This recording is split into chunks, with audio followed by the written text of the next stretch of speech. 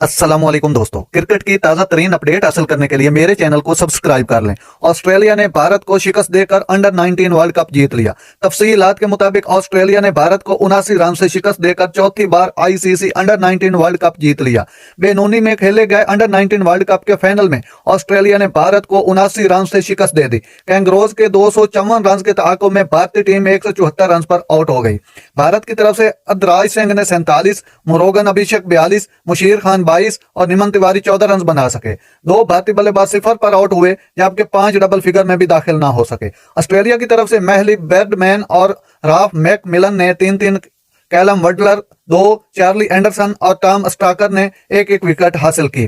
कबल अज़ीं ऑस्ट्रेलियाई टीम ने मुकर्ररा 50 ओवर में 7 विकेटों के नुकसान पर 253 रन बनाए। नाजरीन, इस तरह ऑस्ट्रेलिया ने चौथी बार अंडर 19 का वर्ल्ड कप जीत लिया है। अब चौथी बार वो वर्ल्ड चैंपियन अंडर 19 बन चुकी है। इंडिया को बहुत बुरी तरह शिकस्त दी